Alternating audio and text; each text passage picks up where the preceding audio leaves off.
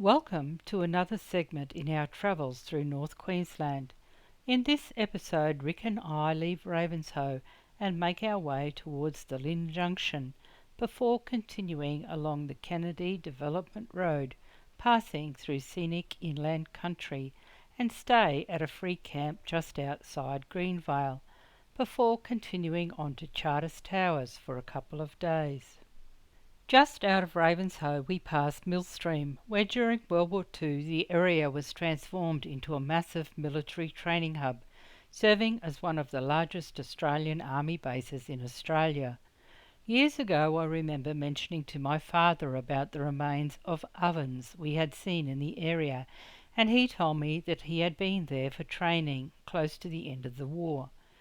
During World War II, from 1943 to 1945, thousands of troops from the Australian 6th, 7th and 9th Divisions camped in the region, utilising the challenging terrain for jungle warfare training in preparation for campaigns in New Guinea and Borneo. The relevance of Rocky Creek Memorial Park outside of Tolga began to fall into place. It was located slightly further north than Ravenshoe and Millstream and was the site of the second Australian General Hospital, the largest in the Southern Hemisphere during the war, treating over 60,000 patients. We were travelling the inland route along the Kennedy Highway as we wanted to put some miles on the clock. As we again made our way through Inot Hot Springs, Rick and I chatted about how the hot springs of Nettle Creek have long been known for its rejuvenating and healing powers, and how the water was even bottled and shipped to Europe over 100 years ago. We crossed Battle Creek, the stocklet capital of Australia, where custom-made livestock supplements for wet and dry seasons are made. We did not stop in Mount Garden on this leg, but continued on to the 40-mile scrub. Rick and I took a short walk in the semi-evergreen vine thicket or dry rainforest close to the highway of the 40-mile scrub, and found it quite different from the lush coastal rainforest. Although dry rainforest sounds like a contradiction in terms, it actually reflects the extremes of rainfall experienced at the 40-mile Scrub National Park. There are ancient volcanic streams, grass forests, springs and preserved isolated pockets of semi-evergreen vines to be found in the park. The 40-mile Scrub National Park is on the northern edge of the basalt McBride Plateau that straddles the Great Dividing Range and separates the catchments of the Lynd River to the west and the Herbert River to the east. The basalt rocks in the area have weathered and produced particularly fertile basalt soils that support the vegetation of the semi-evergreen vine thicket, with the fertile soil helping the many semi-evergreen trees to quickly sprout new growth after dropping their leaves during the dry season. Different soils derived from both granite and basalt rock types support the eucalypt woodland communities, with two major vegetation types present in the park: eucalypt woodlands and semi-evergreen vine thickets. I am content when I see mobs of cattle, regardless of the breed, this time camped just inside the fence line and not far along in the corner of another paddock. We also saw a huge patch of Mexican poppy plants that looked like where cattle had been fed hay. Mexican poppy grows well in sugarcane and cereal crops, but is generally not regarded as an aggressive crop weed in Australia. It is suspected of being toxic to animals and humans due to the presence of alkaloids in all parts of the plant. However, livestock tend to avoid it in the paddock due to the presence of a bitter sap that makes it unpalatable, so poisoning is rare, but can occur as a result of hay and chaff containing traces of the plant. We had seen quite a few places where invasive weeds had taken over, especially where floodwaters had impacted pastoral lands and in areas where water has lain beside the road. These weeds reduce biodiversity, disrupt native environments and cause significant economic costs to the pastoral industry through loss of pasture and toxicity to livestock. We had crossed Wyandotte Creek and the turnoff to Wyandotte Station, known for its spring-fed, often vivid blue-tinged water, rocky basalt tableland country, and on past the turnoff to the Valley of Lagoons, and through the locality of Congerboy before the junction of the Kennedy Development Road. That, had we continued to the right, would take us to the Oasis Roadhouse. To the left was the Gregory Development Road that would take us on to Greenvale and Charters Towers. We crossed multiple watercourses and floodways along the road and paddocks with huge amounts of feed. Cattle producers were surely having a good season. I found it confusing when we reached the junction where the Kennedy Development Road and the Gregory Development Road meet and become one of the same road. At Congerboy, where the junction of the Kennedy Development Road turns south, it becomes the Gregory Development Road, while the road to the west continues on as both the Gregory and the Kennedy Development Roads, past the Oasis Roadhouse for a few kilometres before the Gregory Development Road turns northwest towards Ironsley and the Kennedy Development Road continues south towards Hewenden. We continued past the turn-off, past the Oasis Hotel, said to have the smallest bar in Australia and the meeting point of 4 major routes in North Queensland. It might seem to be miles from anywhere, but it has all the necessities of civilization, as it is a vital stopover for travellers between Charters Towers and the Atherton Tablelands. We still had about 260 kilometres to Charters Towers, so kept heading south while there was still light, as we had planned to stop at a free camp in a gravel pit before Greenvale for the night. We did miss the first one, but was lucky enough to spot the second one in time, about 20 kilometres from Greenvale. What a great spot to pull up and rest for the rest of the afternoon, and we did get to witness a colourful sunset, all by ourselves. The following morning we made our way into Greenvale, situated about 200 kilometres northwest of Charters Towers, on the banks of the Burdekin River and roughly halfway between Mount Garnet and Charters Towers. Greenvale takes its name from a pasture run operated by John Langton in the 1860s. Greenvale lies in undulating ironbark and speargrass country in the upper Burdekin River catchment of the Ironsley uplands. The tropical savanna and woodland surrounds play host to a rich pastoral history, with agricultural grazing remaining as the predominant land use in the area.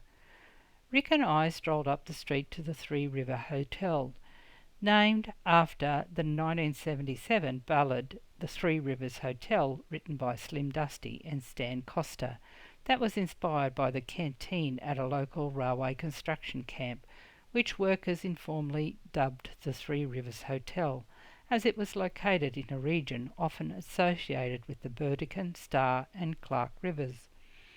Rick and I were intrigued by the magnificent sausage tree thriving in the lush green surrounds in the park opposite the hotel. This notable exotic specimen, native to Africa, is famous for producing large, heavy, sausage-shaped fruits, up to 60 centimetres in length, which hang from the branches. The sausages are actually poisonous to humans when eaten raw, but who in their right mind would attempt to eat them? The township of Greenvale also has a rich mining history, being established by Queensland Nickel in the early 1970s to cater for workers at the nearby mining operation, which opened in 1973, the second last purpose-built mining town. The mine was producing high-grade ore. During the mine's operations, an ore-carrying railway line ran between Greenvale and Townsville, which hosted some of Australia's longest trains.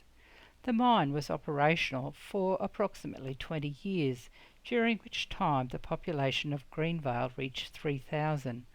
Following the closure of the mine in 1993, the mothballed town was sold to a private developer, with the population currently around 150 residents. From Greenvale we followed the now redundant Greenvale railway line, once an ore-carrying railway line from 1974 to 1993. Once the mine was closed, the railway line tracks were removed in mid-2000. However, the bridges, cuttings, blue metal and easements remain. Not far out of Greenvale, we cross Grey Creek that is known to rise quickly during the wet season. often threatening to cut off road access between Greenvale and Charters Towers. Roughly 60 kilometres southeast of Greenvale, we cross the Clark River, a key catchment feeding the Burdekin River system. We then cross the Burdekin River, part of a massive 130,000 square kilometre catchment that rises on the northern slopes of Boulder Mountain at the Valley of Lagoons and flows into the Coral Sea, often acting as a major tropical stream, with immense flow variations which change from being a dry, low-flow channel for much of the year, but have major flooding during the wet season. The upper region features rocky, sandy channels and sustains local ecosystems and mining. The river and its catchment are home to freshwater crocodiles. We stopped in at Blue Water Springs Roadhouse, established in 1964, but unfortunately is closed for refurbishment and new fuel tanks until mid-2026. The shady gardens at the Roadhouse, though, were a great spot to stop and enjoy the nice shady space in front of the Roadhouse for our morning coffee break. Just up the road was Spyglass Research Station near the turn-off to Harvey's Range Road. The research station, operated by the DPI, is typical of an extensive breeding property, with land types varying from lancewood and ranges through to loamy, alluvial and softwood scrub. The property has over 13 kilometres of Burdekin River frontage, and pasture largely consists of native species, with small areas of improved pastures on the more fertile land types. Long-term land and pasture monitoring systems for more than 25 years have been established, used to validate the impacts of grazing strategies and climate change on pasture and animal production, landscape condition and business performance. Current research at Spyglass focuses on tropically adapted beef cattle, pastures, biosecurity issues, remote technologies and commercial interests. Further along the road we stopped in at another rest area for a short break. Rick and I discussed the relevance of having 3 fences in the paddock beside the shelter shed. They seemed to be out of place for where we had stopped. Unfortunately, someone had burnt the rubbish bin, I think by putting hot coals in the bin. The fine wispy clouds, though, were putting on a great show. These high-level ice crystal clouds are delicate and thin, making for a stunning halo around the sun.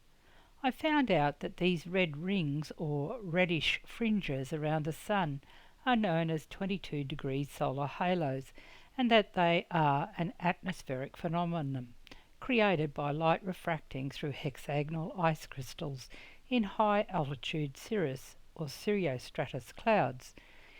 This was the second time I had seen them on our travels this year, previously earlier on at Wangi Falls in the Litchfield National Park. The closer to Charters Towers we got, the Burdekin River came into view on the passenger side of the road, while Fletcher's Creek was on the driver's side. I could well imagine the road covered in water here during flooding. The Burdekin River is said to be a coastal river, rising on the western slopes of the Seaview Range, about 70 kilometres from the Pacific, but flows around 700 kilometres southeast and then north through the Leichhardt Range, to enter the ocean at Upstart Bay, with the upper course of the Burdekin flowing through Charters Towers and a region devoted mostly to cattle grazing. The river was explored in 1845 by Frederick Ludwig Leichhardt, who named the river for the wife of Thomas Burdekin, who helped finance his expedition. We were now travelling through country that was not only grazing land but also agricultural land for irrigated pasture. The locality of Basalt includes the Dalrymple National Park, established in 1990, and the Great Basalt Wall National Park that contains the Great Basalt Wall, a geological formation of the Toomba Flow, a volcanic eruption that happened approximately 20,000 years ago, but not accessible to the public in the southwest of the locality. The area has a mixture of black and red basalt soils, with alluvial soils along the Burdekin River. About 45 kilometres north of Charters Towers, we stopped in to check out Fletcher's Creek campground on Fletcher's Creek that acts as a rare permanent running water source in this dry region near the entrance to Dalrymple National Park.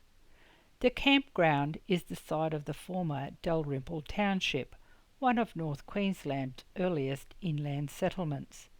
In 1942, All Souls School students and staff camped at Fletcher's Creek under canvas during the war, after their school was used as a military hospital. A bush experience remembered as a significant part of the school's story. Rick and I, along with numerous campers, also thought it was a great spot, with spaces set in the natural landscape, perfect for a camping getaway. Arriving in Charters Towers, we checked in at the caravan park, set up Gidget for a couple of days' stay, and put our feet up for a while before making our way to Goldfields Central and the yet to be fully utilised Poppet Head Plaza to delve into the rich history of the town they called the world. Gold Tower Central has its very own monumental tribute to the world, a striking tribute to a bygone era when Charters Towers was known as the world.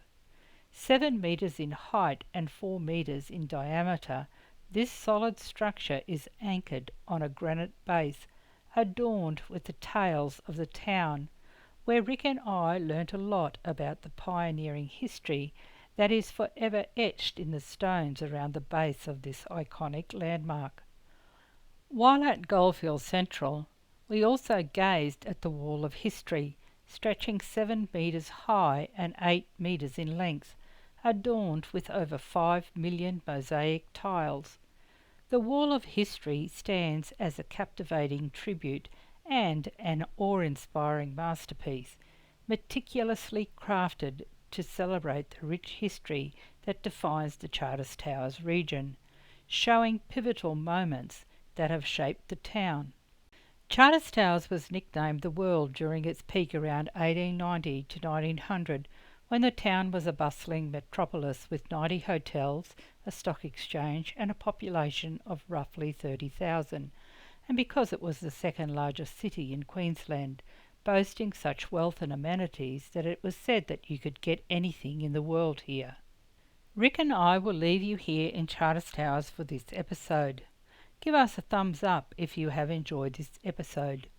Join us next time as we explore the World War II history of the area, check out the Weir and McCrosson's Park on the Burdekin River. Cheers for now. Cherish every moment. Rick and Rosemary. R&R Living Life.